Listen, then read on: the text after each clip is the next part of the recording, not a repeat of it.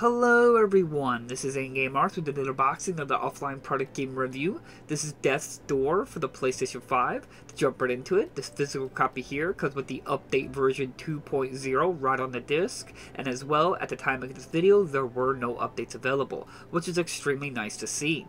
Now, like always, I play all my games completely offline with an unregistered account, and I didn't experience any game-breaking bugs or issues. The game ran perfectly smooth the beginning and the end of the game, and as well, I was still unlocking trophies, which again is extremely nice to see. And I'm actually pretty close to getting the platinum in the game, which again makes me want to run through the game again just to finish it off. But this was my first time playing Death's Door, and Death's Door is basically your bread and butter of a Metrovania. Now, you play as a Reaper, one of the Crows, which is like a Reaper clan of groups that goes around reaping up souls to fill up a commission, and you're tasked with getting a greater soul.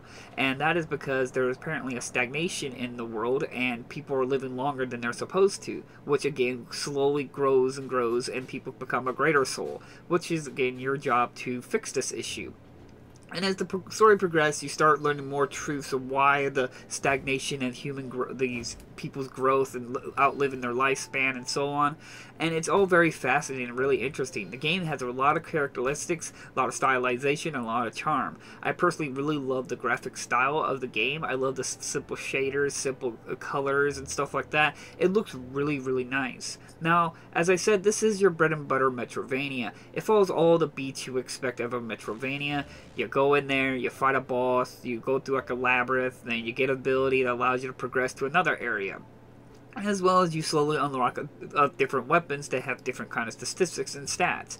Now, my personally three was always the red sword, which is standard sword, and then you had your Reaper, like daggers that were green, and then you find a greater sword that's like a giant great sword. Now, granted, each one has their pluses and minuses. I was disappointed there is a hammer in the game, and this hammer, while it would have been cool, once you've unlocked the great sword, it pretty much obsoletes the hammer, which I felt was a little bad, because I don't like when things are included in games and they immediately bring out something that's far superior than the weapon that they just had in my inventory. It just seems like you could have done some better balancing in the game. Now, the game does follow kind of like an experience system where you slowly kill enemies and stuff like that, and you slowly gather up experience, and you take that to the hub world, and you spend that experience to upgrade like your damage, your speed, your dodging, and stuff like that, as well as like your dexterity, how fast you can swing your weapon, and how fast you can charge up your power, as well as magic. Now, when I played through the entire game, I just focused on strength, dexterity, and then haste as the last one. I really didn't see any really big reason for magic, as well as that near the ending you get an ability that pretty much gives you unlimited magic attack, because it's like a chain attack. You can like play a scorpion, you swing your chain against people, you pull yourself to them, you can do a power hit with your normal sword, and that ability is unlimited. So it was a little disappointing that that ability pretty much obsoleted all my rest of my magic spells. Like I said, balancing issues in certain departments and areas. But the game is still insanely fun. The game plays smoothly, insanely good. I didn't have too hard of a time beating bosses and stuff like that in the game, because the game just felt smooth. Every time I failed or died or had to restart something or a mistake happened, I definitely felt like it was on me. It was my fault that I was being too careless or being too aggressive, which again is a really good game design. As well as I have to make a special point out here, the music in this game is phenomenal. I have sat here and listened to the soundtrack just like I'm at work or something like that, and I'm just sitting here listening to a 2-hour-long soundtrack because the music in this game is phenomenal. Now, this may seem odd coming from me, because I'm a big Metrovania junkie. I play anything and everything that's a Metrovania.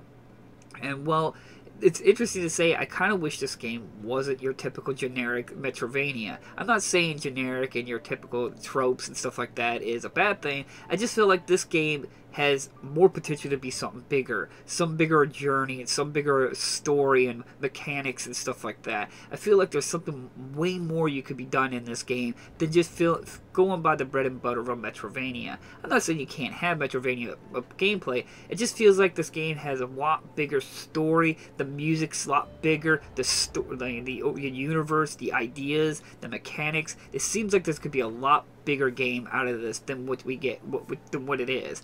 Now, what it is, it's still extremely fun, and I'm extremely proud to have this in my physical collection, and it's still a phenomenal, good game. I highly recommend it.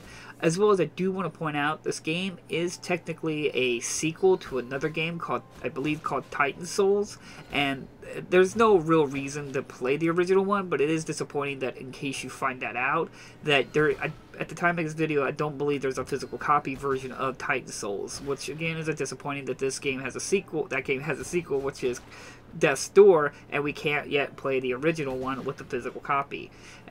I thought I want to point that out, but it's not required. You do not need to play the original Titan Souls to understand the story of what's going on with this game. But it's just a bit of information you would may like to know.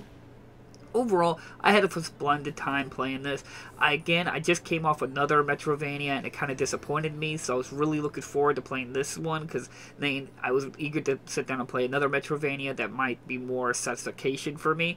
It really filled up everything that I could ever want out of a Metrovania. And this game even has fast travel. I know, crazy, right? Sorry, that's a bit of sarcasm. The other game I recently played really annoyed me about that, because it didn't have fast travel. Well, the fast travel works on this game. It works really good. Mechanics, it works really good. The music, the story, the gameplay, graphically, it's a phenomenal piece to get on your shelf. Now, please keep in mind, the physical copy here I got is from Special Reserve Games, which is a boutique store that makes kind of small printed runs of physical copies, but I do believe there's a mass-produced version of Death's Door. I can't promise you're going to be exactly what this one version is. I would assume it is, but you probably won't get a manual and stuff like that like I did, but overall it should be relatively the same product in terms of what's on the disc and the experience you're going to get, because I played this game and I couldn't put it down. I played about 17 to 16 hours in the game. I got the secret ending in the game as well. Just lots of fun. But keep that in mind, if you're wondering how to get the secret ending, you need to beat the main campaign first and then reload your save and go at it again, and then you'll be able to, I won't tell you how to, but just letting you know, you just beat it and then you reload your save and then try to play it again, and you will see how to get the secret ending. So in my personal opinion, this is a must buy, especially for a Metrovania fan. If you love original soundtracks of video games, you love good almost Dark Souls mechanics. It has nothing to do with Dark Souls or the Souls-like genre, because you don't die and lose your souls or anything like that. It just, some people may call it a Souls-like because it feels very rewarding when you fight bosses. The combat's very fluid and smooth, and the overall challenge in overcoming an enemy feels exceedingly rewarding. So in my personal opinion, this is a must pick up, and I'm great to have this on the shelf, and it's the fully most updated, completed version of the game. Again, phenomenal, and I'm really proud to have that. So thank you all so much for watching. Like always, I will try to provide links in the description if you're interested in a copy, and I'll see you all in my next unboxing video. Bye bye.